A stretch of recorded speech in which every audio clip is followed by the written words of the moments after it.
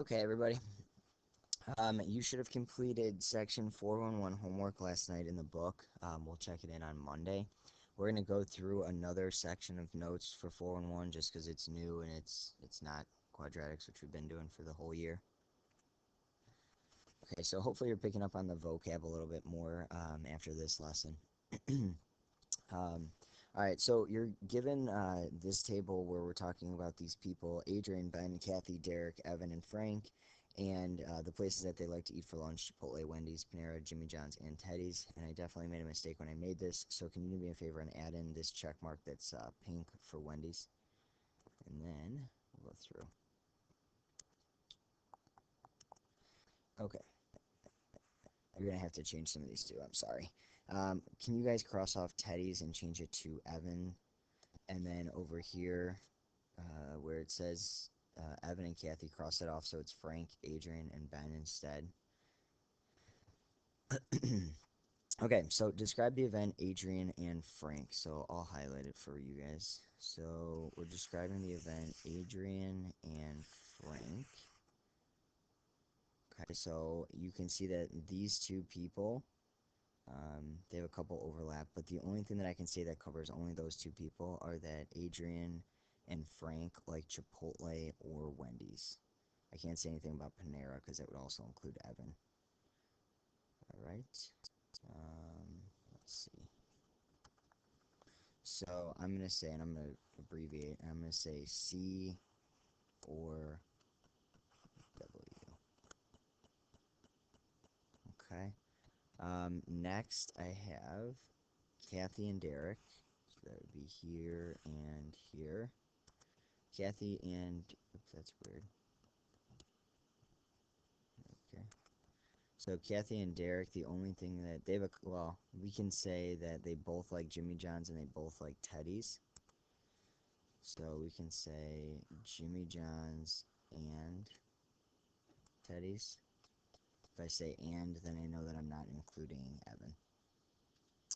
All right. Describe the event Evan. So Evan is the only person that likes both of those. So we can say P and T. Describe the event Adrian, Ben, and Frank. So I'll highlight those. So here's Adrian. Here's Ben. And Frank.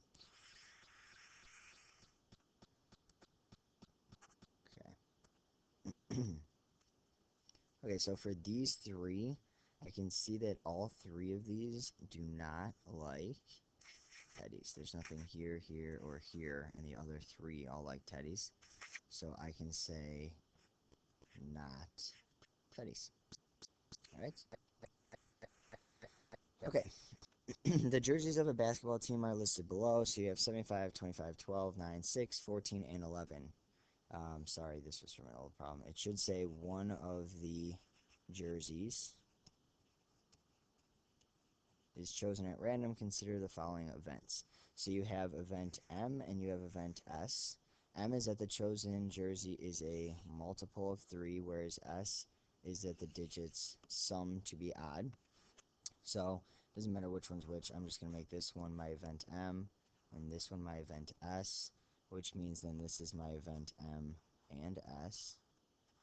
And then anything on the outside but in this box is in the subset. It's just not fulfilling these events. Okay, so see if you can actually pause this and see if you can put the numbers in the right place, and then unpause it and check your answers.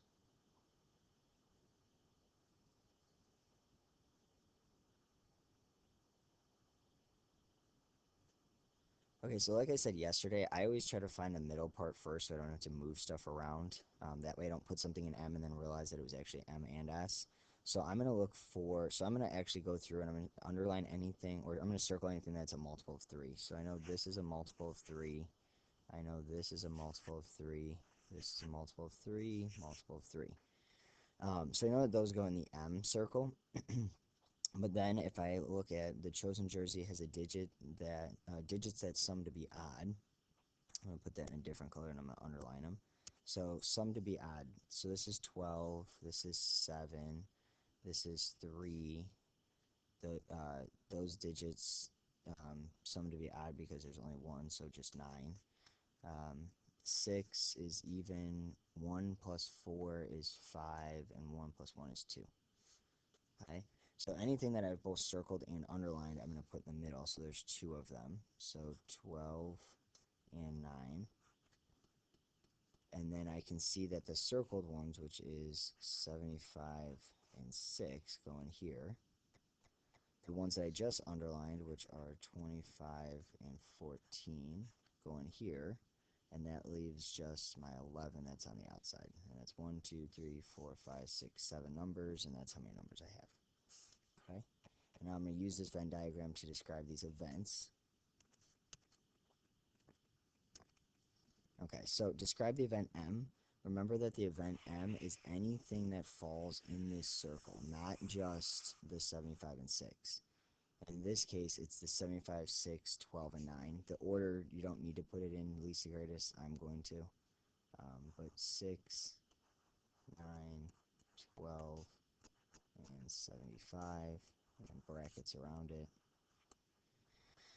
Describe the event M and S. Well, that's what is the overlap, which is your 9 and 12.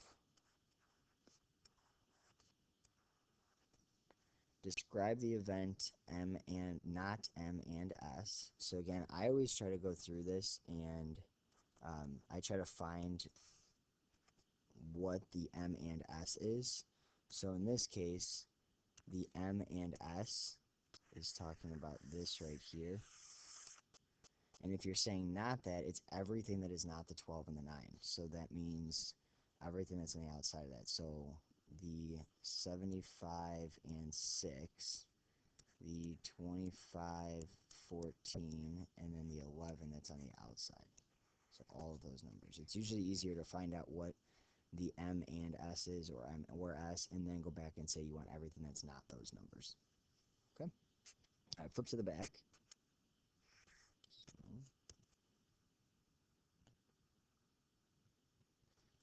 Okay, so in this, we're rolling a pair of dice. So pair, again, means 2. And down below, I actually put on here, just so it's easier so you don't have to use that card. But I put on here all of your outcomes for rolling a pair of dice. And remember, there's 36 outcomes. You have rolling a 1 to 1 all the way to 1 to 6, 2 to 1 all the way to 2 to 6, and then so on and so forth. All right, so say if you need it. The first part says, how many ways can you roll a pair of dice and get a sum greater than 9? So you can look down at that sheet, but sum greater than 9. So if you think about, like, if you roll a 1 and a 6, that would be 7. If you roll a 2 and a 6, that would be 8. So I could roll a 3 and a greater than 9. Well, so if I roll a 3 and a 6, that doesn't work because that's not greater. So I could roll a 4 and a 5, which is 9. I want greater. So I could roll a 4 and a 6.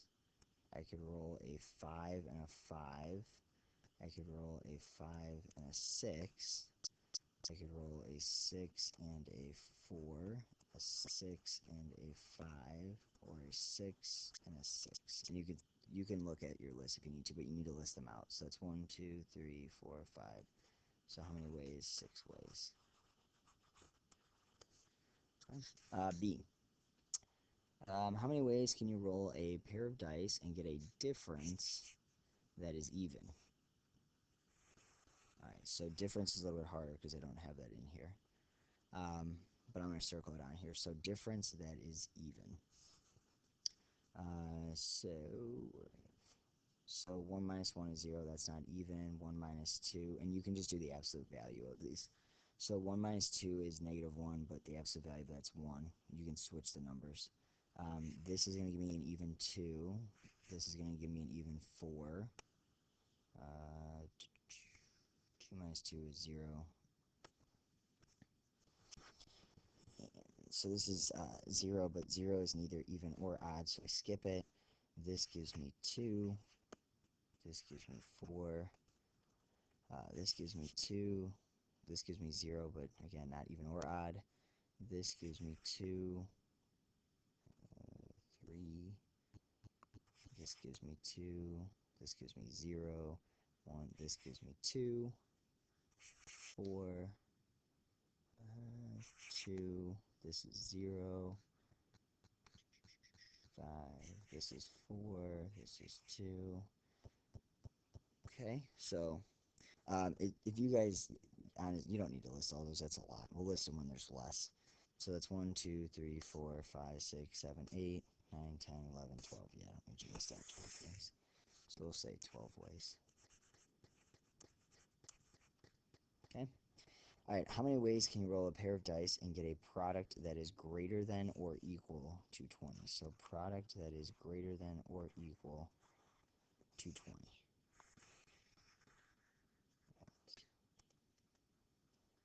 Okay, greater than or equal to 20. So here's my product. Greater than or equal to 20. So I have here, here, here, here. Boom. Okay, and I'm going to go list those out. So the first ones that I have are 4 and 5 and 4 and 6. So 4, 5, 4, 6. What else did I have? 5, 4. Oops. 5, 4, 5, 5, 5, 6. And then I also had 6, 4, 6, 5, and 6, 6. 4, 5, 6, 7, 8. So 8 ways. Right. And D, how many ways can you roll a pair of dice and get at least 1 3? Alright. Get at least 1 3. I'm going to erase this. So if I want to get at least 1 3, so here, well, actually we can probably list these out without looking at this.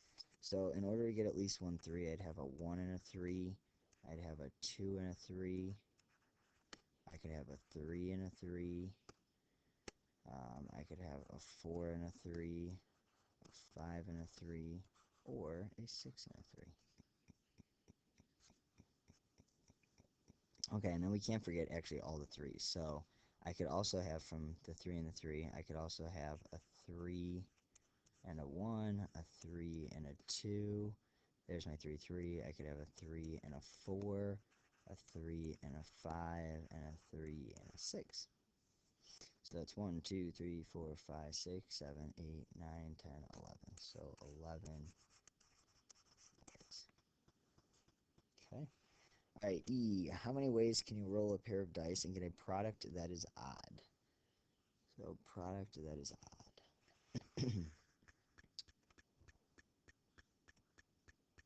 Okay, product that is odd. So 1, 3, 5, 3, 9, 15, 5, 15, 25, and that's it. So 3, 6, 9 ways. I'm going to list those out. So, oops. So I have 1, 1, 1, 3, 1, 5. And then I had 3, 1, 3, 3, 3, 5. And then I also have 5, 1, 5, 3, and 5. 5 for 9 ways. Alright, last one. How many ways can you roll a pair of dice and get a sum that is greater than or equal to 11? So sum that is greater than or equal to 11. So you can do this one on your own before you listen to me explain it. This.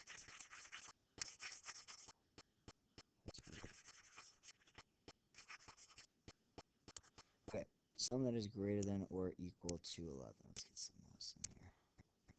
Greater than or equal to 11. So none of those,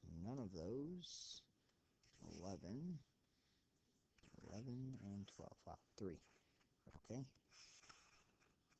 So 5, 6 is 1, 6, 5, and 6, 6.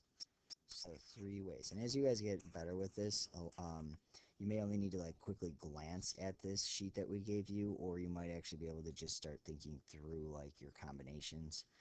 So like ones like this, where it's only 3 ways, you might be able to do it without actually looking at it. All right, so your homework is worksheet number 1, so now you can go show the sub that you've completed the notes, and then they'll give you the homework. Your first priority is to finish worksheet number 1, and then if you finish that, then you can work on your PBT, but remember you are working on it on your own. The worksheet number 1, the answers are on Google Drive for you guys to check. Hopefully none of those are wrong with the describing events, but fairly certain it's not since I already made an answer key for it. So you can check that on Google Drive. You're virtually going to do the exact same thing that we just did. You're going to make a Venn diagram, and then you're going to answer those questions again. It might help when you look through this. If you make a Venn diagram, it might help you answer those outcomes, but it's up to you. And then you have a couple questions to answer with your pair of dice. All right, so I hope you guys have a good rest of your day. Have a good weekend. We'll see you guys on Monday.